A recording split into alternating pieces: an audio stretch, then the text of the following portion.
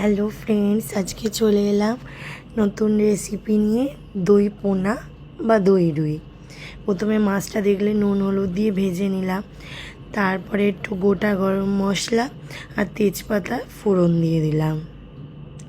এই যে মাছগুলো তুলে রেখেছি, সব মাছ ভাজা দেখাতে পারিনি। তারপরে এটার মধ্যে আছে একটা পেঁয়াজ বাটা, একটু সামান্য আদা, 4টে রসুন কুচি, কাঁচা লঙ্কা অ্যাভয়েড করেছি, কাঁচা লঙ্কা দিইনি, গুঁড়ো লঙ্কা আধা চামচ জিরের গুঁড়ো, আধা চামচ ধনে গুঁড়ো, কাশ্মীরি মির্চ সামান্য দিয়ে কষছিলাম যাতে কাঁচা গন্ধটা চলে যায়।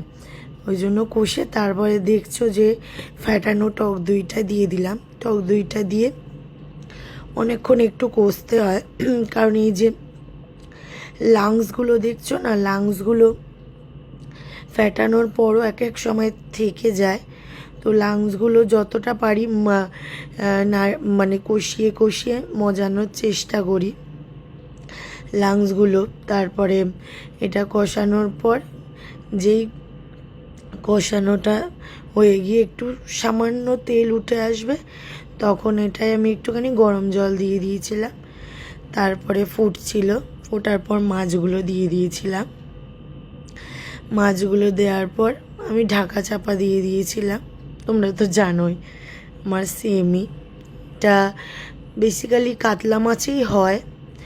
আমি রুই মাছটা বেশি পছন্দ করি, তাই রুই মাছেই হয়। যে দেখো ওপরে একটু তেল তেল হয়ে উঠেছে। আমাদের বাড়িতে সবাই একটু গ্রেভি পছন্দ করে, তো ওই জন্য একটু বেশি করে গ্রেভি করতে হয় আমাকে। আর দই মাছ সাধারণত সবাই শুকনো শুকনোই খায়, তাও আমি একটু গ্রেভি রেখেছি। বেশি ঝোল না, মানে গ্রেভি টাইপের, কম কম। দেখো লাস্টের দিকে হয়েছিল, গরম মশলা দিয়ে নামিয়ে তারপরে গ্যাসটা আমি অফ করে থালা চাপা দিয়ে স্ট্যান্ডিং টাইমে রেখে দিয়েছিলাম। ব্যাস কমপ্লিট আমার দই পোনা বা দই রুই। Bye bye friends, love you all. কেমন লাগলো জানিও সবাই কমেন্টে।